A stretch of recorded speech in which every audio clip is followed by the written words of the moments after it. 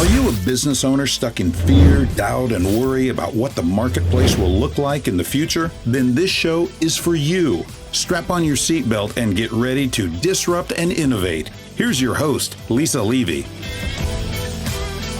Welcome back to another episode of Disrupt and Innovate, the podcast where we explore the latest trends and insights from people who are challenging the status quo to make a positive impact.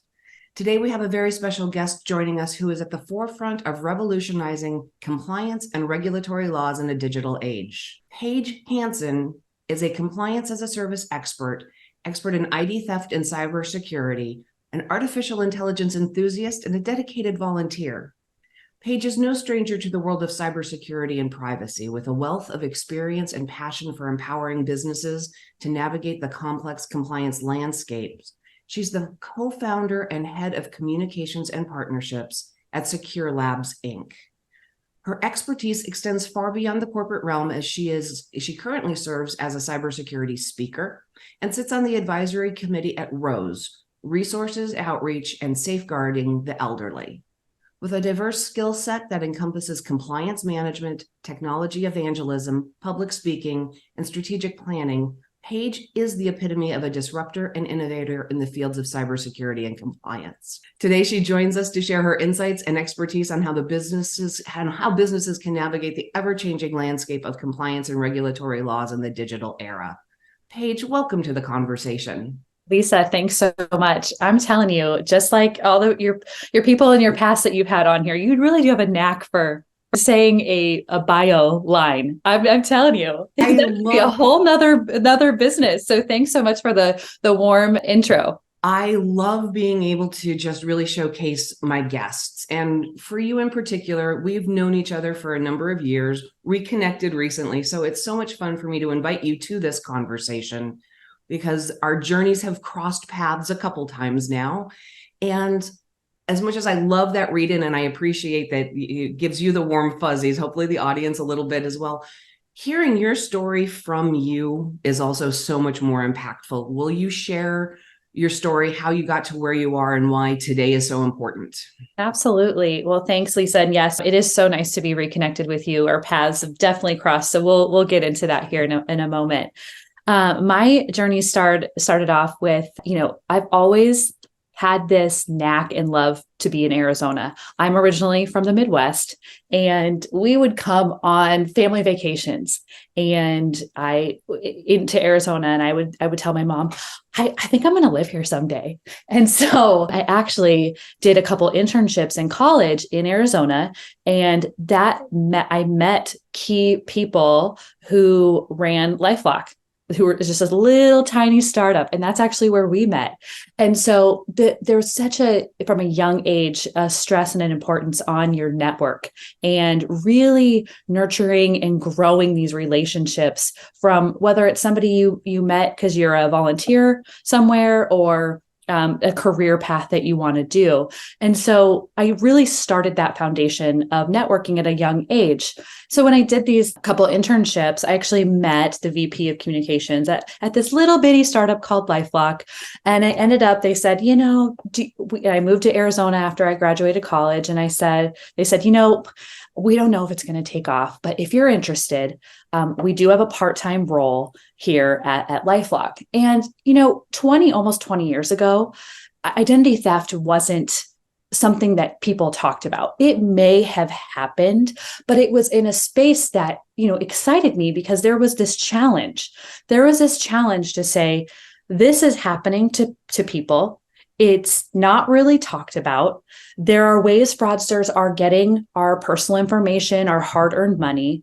And that is what I found to be incredibly rewarding about the opportunity to get in on the ground floor of LifeLock and building what turned into be these massive training programs for law enforcement, victim advocates, consumers, to help educate them on ways to reduce their vulnerability. Now, in doing this, I found that when I talked to businesses in particular, they were wondering two sides. What do I do for my employees? If they're a victim of identity theft, what do I do? Because it's going to knock them out to being productive at work because they're going to be dealing with identity theft. So, okay, we had that solution that they could be members of LifeLock. Great, employee benefit. But what about the side of business and when it comes to compliance? And that's when I started really digging into, well, sometimes compliance doesn't necessarily mean secure. And as I got more into it, it's okay, well, what now tips? And at least when I was at LifeLock in that regard, it's what are tips we can do to help them, okay, be compliant, but take the next step to really be secure in their business, not cutting, not just checking the boxes when it comes to compliance, but really caring about our customers' personal information, really caring about how we're transmitting their personal data and information and selling it or collecting it. And so that's when I had this opportunity to build this company, Secure Labs. And that's this is where this is now my baby of this Secure Labs in helping businesses, more particular, small to medium-sized businesses, because they probably don't have the resources to spend $100K a year on these larger enterprise type solutions.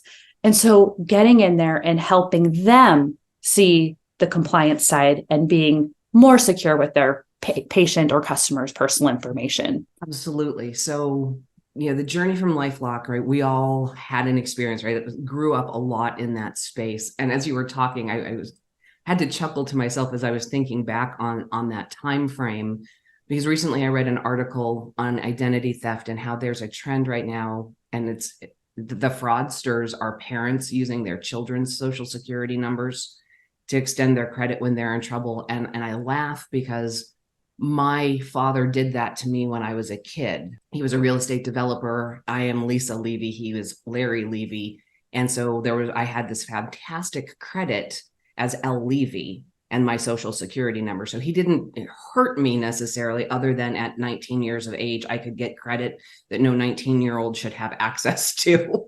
Wow.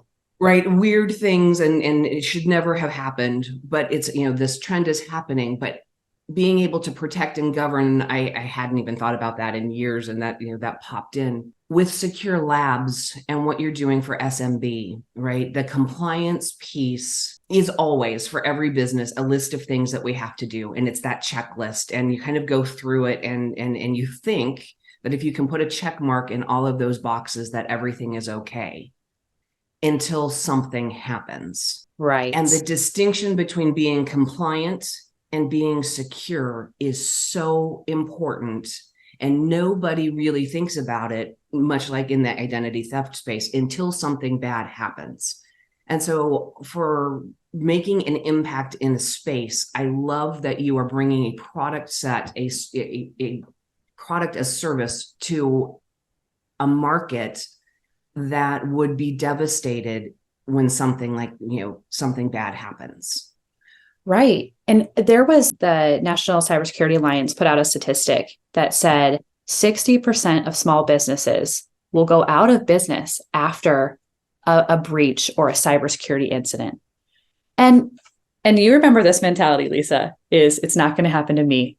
We've been doing this for 20 plus years. Nothing's happened. Well, the reality is now, especially with AI, you have the evolvement and advancements of technology at a rapid speed that these fraudsters are using to get into systems that normally they would leave alone because they didn't have the skill set to do so. Well, now with these tools that are pretty much out of the box that they can use, now they are able to target low-hanging fruit, which are these SMBs that have been operating kind of the same way for as long as they've existed. And so now is a really good time to take a look at, take inventory almost of how you are doing compliance, managing some compliance. Are you cutting corners? Are you just checking boxes? Are you manually doing it? Because there's not a lot of insight in when you're manually checking boxes or uploading files to some shared drive, or or some team member has the one folder with all the evidence. That's dangerous. That's dangerous in a business setting and could could lead to a lot of loss from not only just monetary loss, but just business itself. Well, business itself, but that loss of customer data, right, leads to that 60%. And I knew you'd have a statistic to back it up. 60% of SMB businesses will shutter after this sort of a breach experience. We as people have adopted this mindset. It's not a matter of if, but when a big company is going to have a breach. Right. 15 years ago, when you would get the notifications that, data breach at, fill in, business, we would go, oh my God. Okay. And, business, you go on and we get used to, I am desensitized to the emails that come in that say, your data was breached from this place or that place, right? We're so used to it. But when it's our business, we can't have that mindset because that is everything to us. So talk a little bit about compliance as a service. What does that look like? So we end up coming in as an extension of their team because the price it would cost to hire someone, benefits, salary, recruiting them is far more than having an extension of your team, which would be Secure Labs. And now it's compliance as a service. So we are gathering the evidence for all of the controls of the frameworks that you're following, having it in a centralized database. So not only you have access to it, but then we have access to it as well and can at any time let you know if anything's missing, if there's a high risk, a low risk of something. And the key here is auditor review. So if you've ever been through an audit, it can be weeks, if not longer, to not prepare the documentation, but then to sit with the auditor and you're like, yes, no, here's a document. Oh, let me go to a different team member. You're working, cross-functionally across your organization. Well, with an auditor view, you're actually able to give the auditor access to every single control or that they're looking at, and the documentation is right there. So, we've had an audit. One of our clients in the past has taken over a week, and it was 1.5 days with their auditor. And they were so happy that just from that perspective of just the time, and they were able to really focus on their business, that the compliance as a service really helped them, not only as just an extension of their team, but just to give them time back to focus on really what mattered most. And in that case, it's a healthcare business. So their patients. Yes. And so in work that I do with clients, I have spent a tremendous amount of my career working with creating policies, processes, and procedures that are only considered and thought about the 30 days before an audit happens. And they go, oh my God, we haven't touched these in fill in the blank, 1 year, 2 year, 3 years, whatever that review cycle is. And trying to get to the mindset of being audit ready every day is always been a goal that I've worked towards with my clients, but it's always been a team of people, manual processes, tools inside the organization. But to your point initially, headcount, expensive overhead, and still things were in disparate systems and file drives and all of these different things. But to actually have one place that all of that information resides and truly being compliant ready on a moment's notice is a game changer for businesses, because in that SMB space, the cost of prepping for an audit can be huge if they're not in this proactively managing it. Absolutely. And that's really what we're trying to eliminate. Me and my co-founders, that's why we want to exist, is to eliminate not only the stress, but the cost. Yes, we're coming in as an option for them rather than, the large enterprise option. Yes. Okay. Now they've got a suitable and credible option. Great. But really just to minimize that risk and the stress. As now a small business owner, as a business owner, I know the stress of owning a business. So that's the last thing that you want, because we all know and you probably know this too, is compliance usually is set on the back burner. And it isn't until the 30 days before your audit, or you realize that all of a sudden you're going to get an insurance break if you follow, the XYZ framework, that you're really putting all your resources towards that. And that's really just what we want to streamline for SMBs. And another benefit that probably exists that may or may not be something that you are marketing and positioning with your clients. But having this data, having this information, being audit ready at a moment's notice, you are actually controlling those processes where there are risks to the organization. And so for a small to medium-sized business that wants to go through a sale, what that actually does to valuation is significant. It does. And especially when it comes to, the documentation that is required in a sale, yes, they want you to follow the framework and they need all the evidence for that. But when you mention the policies and procedures, they want to know, and it's timestamped in our platform, but how long have you had this data management policy, or how long have you had this training and awareness policy?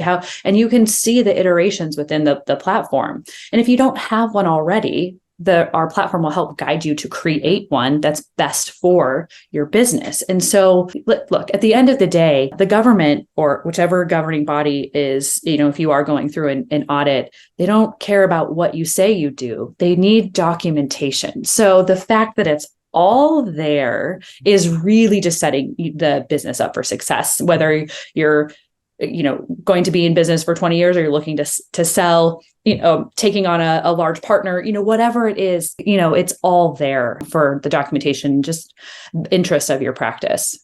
Yeah. And that is a huge piece in that SMB space, to have that backing, because now it's also you're credible. It is evidence-based. The controls are proven, and that's bulletproof from an auditing perspective. With this, we've talked a little bit about what it is and why it's out there. As you're building secure labs and you're starting to work with your customer base, this is all really good stuff, but it's also not easy stuff. What are some of the challenges and roadblocks that you've been experiencing as you're navigating in this new role? I mean, a lot of it is just complacency and it's really, I'm saying this with the most nicest way I can, is that talking to somebody that's done something the same way. And I focus on right now I'm focusing on healthcare. So small to medium-sized practices. And right now they're checking the boxes of, we're doing our annual HIPAA training and OSHA training. We have a one-time purchase of some software that helps manage HIPAA. And we are now HIPAA compliant. Well, let me pause. I am deeply scared for my personal information in the healthcare space because of just how much I've just dove into connecting with, whether it's practice manager owners or hospitals. Because what about transmitting my personal information? What about the way that is it encrypted, and the files that, the way that they're stored and the servers is, when I jump on your Wi-Fi at your medical practice, are you also connecting your X-ray machine to that same Wi-Fi, submitting to your server? I mean, these are things that we've found in this whole process of either onboarding clients or just talking through kind of our entry questionnaire. And, I'm grateful that we're providing this service that is going to make the business and patient information more secure. But that is a big roadblock, is just getting over the hump of business as usual. We've been doing it this way, and getting them to just really understand and educate them on the vulnerabilities that if you don't change, or if you don't start doing something different, this is what's going to happen. And it's very real. A breach of patient information, your credibility could go out the window, loss of practice. Those seem really far-fetched if you've been doing the same thing for years, but it's actually a reality for practices. It's a scary reality. And especially for the practices that have been slower to adopt newer technologies, right? The risks are probably that much greater, because healthcare has been slow to adopt the idea of cloud platforms because they thought that there were security issues. And really, if you compare that offering to what they may have in their practice that they bought 15, 20 years ago, the cloud environment may be so much more secure because of the updates that have been happening. And so that it is, right? It's that mindset shift and breaking the paradigm that, the risk is very real. And I love the connection of, Wi-Fi, because, right, we want to make it available to all of everybody, right? We're all connected all the time. But once we start connecting devices from inside the medical practice to that Wi-Fi, there's risk, and knowing how to separate and have, oh my gosh. Right. Yeah. Things you're finding. Oh, I know. If even me the other day, I had to go to a specialist for my foot. Oh, how fun. They left the room and the computer wasn't locked. And so it's kind of like a lock it up culture. You got to lock it every time. This is where it's also another hard thing, Lisa, is that there's such a spectrum of things, from kind of these old school kind of crimes, which is locking your computer. Seems really simple. But when you're in your day-to-day life, do you lock your computer every time? I mean, maybe not if you're working from home, but in a business setting, you kind of just walk away unless it's part of the culture to do that. But then on the other side of spectrum, you're talking about servers and what's connected and how you're storing and how it's segmented. So it could be very overwhelming for someone that's not their skill set. And that's where a benefit of compliance as a service, or bringing in an expert to help with that, is the first step to protecting your patient or your client information. And that's, one of those notes, right, that I love to remind the audience when we're building and growing our businesses, right? It's our baby and we love it, and we are blind to lots of things around us. So finding those third-party experts in areas that are well outside of our core competency are things that we should invest in for the betterment of our business, which means the betterment of our customers. We're talking a little bit about healthcare, right? Those customers are patients, and it's critical, because more often than not, right, in that healthcare space, as a patient, we aren't there under the best of circumstances. And so if something goes wrong, right, the breaches, the impacts and all of that, it is so much more emotionally impactful on top of everything else, that we really need to care for those things that aren't our area of expertise. And let's be fair, no physician went to school to open a medical practice to care about regulatory compliance. Right. They didn't want to care about payroll or HR or any of those other things. And this helps them focus more time back on their patients. It's so true. Actually, I do have a good friend through my brother who's a dentist, and this wasn't about selling my service or business. It was really just to understand from an owner of a small practice dentist in a small town, what gets you to care? What do you think about OSHA? Do you think about HIPAA? And he did share it does get to the top of my list a couple times a year, but at the end of the day, I've got, my 5 or 6 staff. Anything else I spend outside of what needs to operate our business and upgrade our business comes out of either my pocket or the whole practice. I think we're doing what we should, and I talked to him about a couple of things, but this is where, and so then I said, in medical school or dental school, did you talk about HIPAA, OSHA, running your own practice? And he said, it might've been a section, but no, no, and so how are you supposed to know as an entrepreneur what you're supposed to do? And that's really tricky. So in the medical field, did I come away from that conversation like, am I doing the right thing? I just actually no. I accepted it as a challenge, and it was the same way when I was in the identity theft space.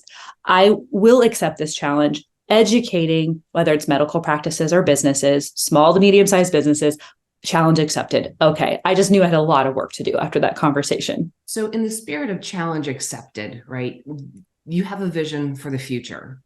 As you accept the challenge, as you rise to the occasion, and what does this mean for small to medium businesses 5 years from now? Well, the regulatory space and the compliance space is only going to get trickier in a space. I mean, let's take a look at the pending SEC lawsuit against SolarWinds. Very big data breach a year or two ago. Now the CISO is being held accountable and potentially could have jail time because of either the lack of following rules, signing off on things that he said was happening, but they weren't, So we're in a kind of a weird water space of you're going to have regulations and, almost new compliance laws or challenges to meet. But then, okay, are they going to be actually regulated? I mean, you can make all the rules you want, but are they going to be actually regulated? And that's sometimes the issue, is that there's all these rules that you should follow. I'm using checklist very loosely. I don't like to see compliance as a checklist, but at the end of the day, for businesses, it ends up being that, okay. But if no one's checking in on them, what's really going to change? Well, in 5 to 10 years, or in 5 years, let's say, because now the fraud and the threat landscape is exploding with AI, I really think you're going to just meet this huge clash that it's not just MGM and Caesars that get the ransomware and the attack. No, you're going to also see all of the small to medium-sized businesses, which, by the way, are probably happening. They're just not getting the headline attention that the larger organizations, because it's not millions of people's informations. It's not millions of dollars of loss. But hey, to a small to medium-sized business, you lose $100,000, you might not make payroll the next day. So in the next 5 years, I think whether, just like in the identity space, whether SMBs want to take it seriously or not, making compliance a line item in their budget, they will be, because there's going to be some big reality checks in the next 5 years for them. And I think, right, in this paradigm shift in our thinking as it changes, right, as business owners, right now, it is all very reactive. We care when something bad happens. As you're coming online with this compliance as a service opportunity, it lets small to medium businesses, for a not painful dollar amount, right, to come in and actually become proactive, which is critical. We've talked about it. It will support the valuation of their business. It will also, their audit ready, which they don't necessarily care about, but they will when something happens. And again, it's not if something, but it's when something. And that's becoming more and more prevalent, right? We're talking about the tools and things that fraudsters can use to get to smaller places. And this is really something that if a business owner, a practice owner makes the commitment now, 5 years from now, they're bulletproof. Well, they're certainly on. Yes, I hesitate. Want to say 100%. Yeah. Right. That's that mindset. They've built their dome. They've built their bubble. And nothing is 100% guaranteed. I will back off of that on your behalf rather than I'm making, but they have expertise in an area that is not theirs from actual subject matter experts who have their back and will be there when something does happen. And when that thing happens, the impact will be so minimized because they were proactively ready, and that coverage and the controls grew with the business. And it's so much easier to start small and let it grow. Absolutely. I like what you said, the coverage and the controls grow with the business, because as a 2-person, under 10-person business, you have different vulnerabilities. I mean, maybe now the shared drive or the way you communicate is one way with such a small business, but then as you expand or blow up or maybe make an acquisition, that's, totally different. And so that I like how you said that. Yeah, really just grow it, those controls growing with the business. So the sooner you start really putting these in place and having everything documented, definitely sets you up for success. And there's, in that small entrepreneurial spirit, right? There's this mindset of, we're going and running so fast. And the idea of controls is so anti that. But it's a really important balancing act, because those controls are there for protection. And as human beings, I want to always make positive assumptions about what's going on around me. And we really should not, sorry, I'm going off on a soapbox page. We should not build our businesses from the mindset of the negative assumptions of what that potential fraudster out there is going to do. But we cannot forget that they exist. So if we build the compliance space with us as we grow, we are mitigating that risk so that we really can focus on our positives. What does our growth look like? And what does that mean to our customers and customer as a patient, whatever form of customer we're talking about? By putting this protection in place, we can stay forward thinking. We can stay in that space of the positive because we've already done something to protect. And I think that that's an important piece, because otherwise we've got our blinders on and we're, blind, deaf, and dumb. And that's bad. Yeah. Well, it's a dangerous place to be operating, because then all of a sudden shouldn't be totally surprised if you have a data breach or loss of customer or patient information, but people are like, oh, every day. I did my annual privacy training. Why did I have a data breach? Well, that's not the same thing. So it's, whether you're getting through with facts, some people are facts people. They want stats. If you get through the humor works. I've noted that, or just showing them. And the example of showing one of the providers that their X-ray machine was on the same Wi-Fi as their guest Wi-Fi. That was a moment. And you can put any business in that category. If your employees are operating on the same Wi-Fi as the rest of your business, your guests, maybe even if your servers or your dev team, if that's not segmented, I mean, that's just a one small tip, but that is exactly what going through compliance frameworks. Those are the questions that need documentation that you're doing or not doing. So that's really, it's almost like a roadmap of how to really, from the foundation standpoint, set up your business to be successful from, yes, it's regulatory compliance, but it's just to set them up for success of safeguarding your patient or customer's personal information. Absolutely. Paige, we could talk all day, but for the people who are listening, who are intrigued and curious, how do they find you? How do they find out more about Secure Labs? Yeah, well, I love LinkedIn. I'm very active on LinkedIn sharing.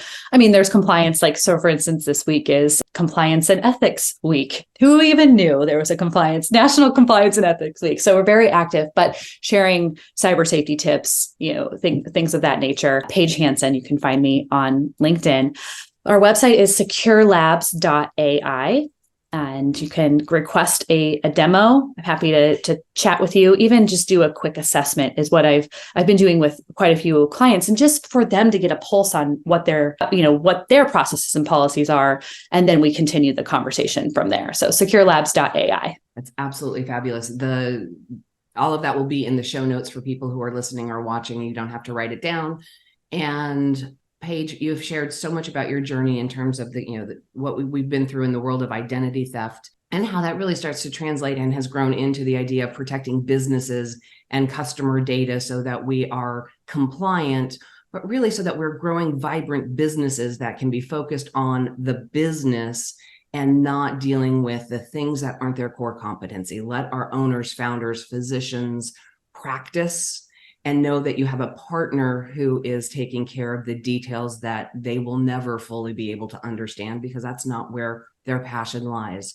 For everybody in the audience, I hope that you've taken away a few key pieces of this, because Paige has given us several. And remember, don't get left behind. Join me next time. That's it for today's episode of Disrupt and Innovate. Head over to iTunes and subscribe to the show. Every single week, one lucky listener that posts a review on iTunes will win the grand prize drawing, a $15,000 private VIP day with Lisa Levy. And be sure to head over to disruptandinnovate.com and get your free copy of Lisa's gift. And join us on our next episode.